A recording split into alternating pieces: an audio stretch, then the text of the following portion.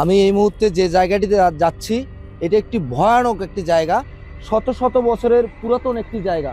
আজ থেকে মিনিমাম 15 বছর আগে আমি চেষ্টা করেছিলাম যে এই জায়গাটিতে যাব, কিন্তু আজকে খুব কঠিন একটি কাজে আমি যাচ্ছি। সেটি হচ্ছে শত শত বছর আগে যারা রাজা প্রজা ছিল এক সময়, ঠিক সেরকম শত শত বছর আগের কাশীনাথ গুপ্ত নামক এক রাজা ছিল, যিনি এখানে বসবাস করতেন। তার এটি আবাসস্থল ছিল, বাড়ি ছিল, জমিদার বাড়ি। আপনারা দেখতে পাচ্ছেন যে আসলে এই যে আমি যদি বিল্ডিংগুলো দেখাই, একদম জরাজীর্ণ। এখানে ঢোকাটা অনেকটাই রিস্কি, তারপরও আমি একটু ঢুকবো এবং জানার চেষ্টা করব যে এখানে নাকি সাপ রয়েছে, যে সাপগুলো অনেক বিষধর সাপ, যার কারণে কেউ এখানে মূলত আসে না। আমি কিন্তু খুব রিস্ক নিয়ে এই ভিডিওটি করছি।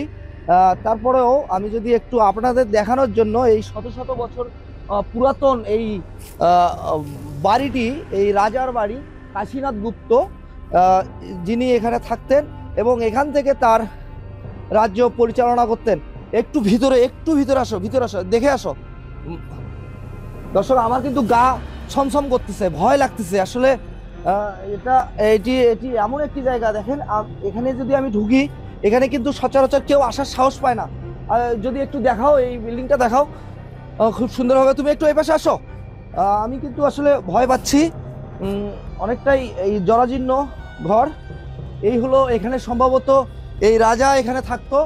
এই যা এই এই এই এই ভবনটাতেই রাজা থাকতো। এর পিছনে কিছু পরিত্যক্ত অবস্থায় রয়েছে। আপনারা দেখতে পাচ্ছেন যে এই জায়গাটি এত ভয়াবহ একটি জায়গা, এটা বলার মতো না। আমার গা ছমছম করছে, কিন্তু তারপরও আমি আপনাদের দেখানোর জন্য এই কাশীনাথ গুপ্তর এই যে প্রাচীন শত শত পুরাতন একটি বাড়ি, সেই বাড়িটি আমি আপনাদের দেখাবো এবং ঘুরিয়ে ঘুরিয়ে দেখাবো। যদি এপাশ থেকে কিছু দেখা যাচ্ছে, ওই পাশে এদিকে একটু এদিকে আমার আসলে অনেকটাই ভয় করছে। তারপরেও আপনাদের দেখানোর স্বার্থে আমি এই প্রাচীন এই কাশীনাথ গুপ্তর বাড়িতে চলে এসেছি। আপনারা দেখতে পাচ্ছেন যে আসলে এই জায়গায় আসলে একটা সুস্থ মানুষ কখনোই ঢুকতে পারবে না এবং সে অনেকটা ভয়ভীতিকর অবস্থা।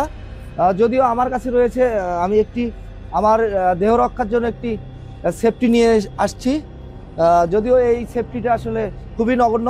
ওইদিকে একটু ঘুরে যাও, ওইদিকে যাই, আমরা ওইদিকে যাই, এদিকে আসো, এদিকে। এখানে একটি কূপ রয়েছে, সেই কূপটি আমরা খুঁজতেছি।